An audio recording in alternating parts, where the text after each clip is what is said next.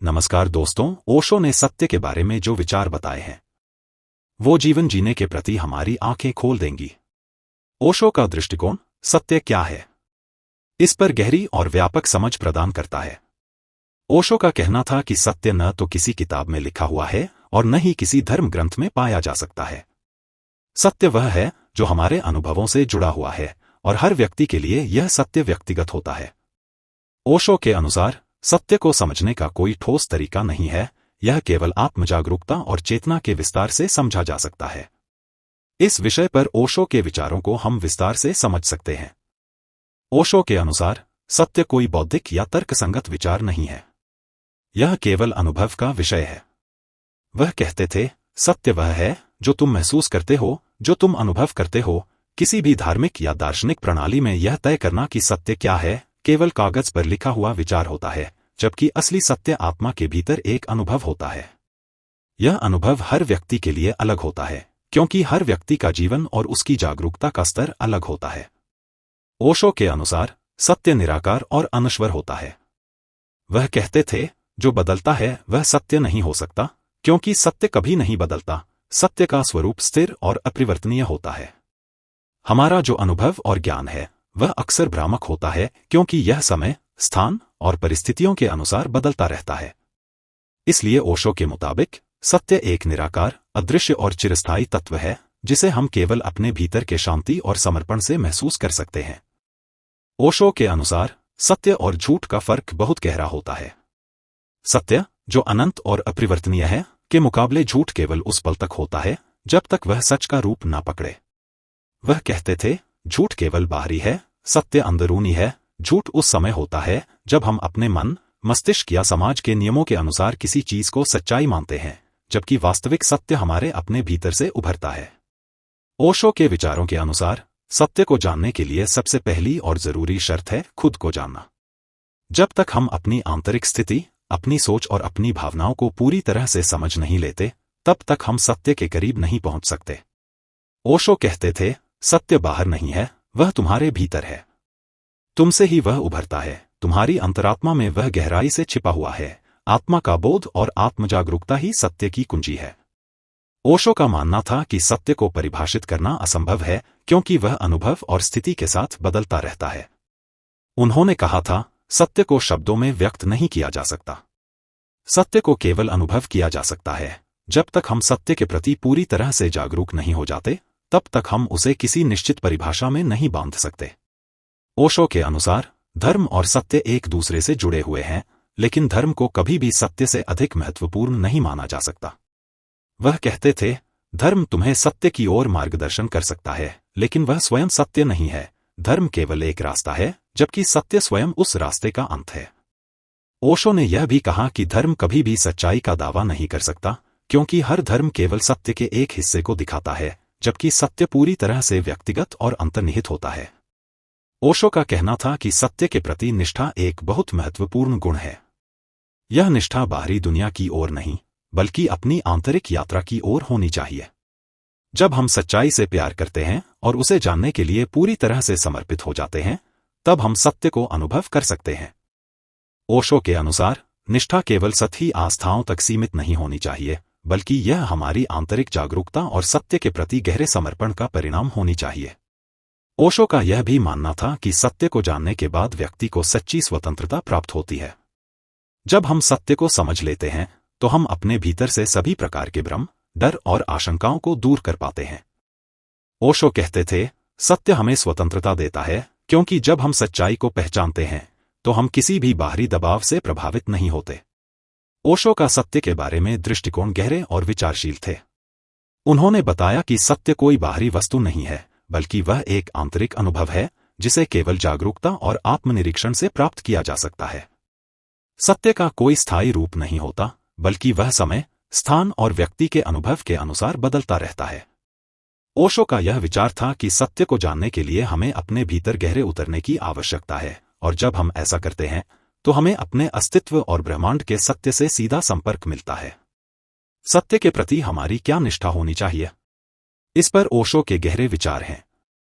सत्य के प्रति निष्ठा का उनका अर्थ केवल बाहरी नियमों और सिद्धांतों से जुड़ा हुआ नहीं है, बल्कि यह व्यक्ति के आंतरिक अनुभव और जागरूकता से भी संबंधित है। ओशो के अनुसार सत्य एक जीवित अनुभव है जिसे केवल बाहरी तथ्यों या तर्कों से नहीं बल्कि स्वयं के अस्तित्व से महसूस किया जा सकता है। ओशो के अनुसार सत्य का पीछा करना किसी सिद्धांत या धर्म का पालन करने जितना सरल नहीं है। सत्य वह है जो हमारे भीतर हर पल घटित हो रहा होता है। यह न तो किसी ग्रंथ में लिखा होता है और न ही इसे किसी बाहरी दृष्टि से समझा जा सकता है। हम जिस सत्य की बात करते हैं वह हमारे अपने अनुभव और आत्मज्ञान का परिणाम होता है। सत्य के प्रति निष्ठा का मतलब है कि हम अपने जीवन को इस अनुभव के प्रति खुले दिल से जीने की कोशिश करें। यह निष्ठा केवल बाहरी वस्तुओं से नहीं बल्कि अपने भीतर की सच्चाई से जुड़ी होती है। ओशो कहते हैं कि सत्य कभी भी सामान्य नहीं हो सकता। प्रत्येक व्यक्ति का सत्य अलग होता है क्योंकि हर व्यक्ति का अनुभव अलग होता है। इसलिए सत्य के प्रति निष्ठा का मतलब यह नहीं है कि हम किसी और के अनुभवों को अपनाएं, बल्कि इसका अर्थ है कि हम अपने भीतर की आवाज और अनुभवों को समझें और उनका पालन करें। ओशो ने कहा, सत्य को खोजने के लिए सबसे पहले अपने भीतर की खामोशी की ओर मुड़ना पड़ता है। बाहरी दुनिया में सत्य को खोजने की कोशिश करना व्यर्थ है क्योंकि वहां सत्य केवल हमारे आंतरिक दृष्टिकोण का परिणाम होता है। ओशो के अनुसार अधिकांश लोग सत्य से डरते हैं क्योंकि सत्य उन्हें उनकी वास्तविकता से परिचित कराता है। सत्य हमें हमारे भीतर की गहरी असुरक्षाओं, भय और भ्रम का सामना कराता है। जब हम सत्य को पहचानते हैं तो हम अपने आत्म को पूरी तरह से समझने और स्वीकार करने की स्थिति में आते हैं।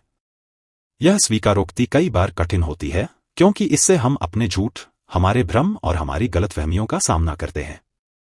इसलिए लोग सत्य से बचने के लिए विभिन्न तरह के बहाने गढ़ते हैं। ओशो के अनुसार सत्य के प्रति निष्ठा का पहला कदम आत्मनिर्भरता है। हमें बाहरी विचारधाराओं से मुक्त होकर अपनी आंतरिक सच्चाई की तलाश करनी चाहिए। हमें यह स्वीकार करना चाहिए कि हम केवल तभी सत्य को देख सकते हैं जब हम पूरी तरह से स्वयं के प्रति ईमानदार हों। ओशो का कहना था कि सत्य हमें कहीं बाहर नहीं मिलेगा, बल्कि यह हमारे भीतर ही छिपा हुआ है। इसलिए यदि हम अपनी निष्ठा को सत्य के प्रति बनाए रखना चाहते हैं तो हमें अपने मन, शरीर और आत्मा के बीच एक संतुलन बनाए रखना होगा जो हमें भीतर से वास्तविकता का अनुभव करने में सक्षम बनाए। ओशो के अनुसार सत्य के प्रति निष्ठा का अर्थ केवल बाहरी सत्य को स्वीकार करना नहीं है, बल्कि यह आंतरिक सत्य का एक गहरा और ईमानदार अनुभव है। यह निष्ठा उस यात्रा का हिस्सा है जिसमें हम अपने भीतर की गहराइयों में उतरते हैं और सत्य को अपने अनुभव से जानते हैं। यह सत्य बाहरी दुनिया से नहीं बल्कि हमारी अपनी अंतरात्मा से निकलता है।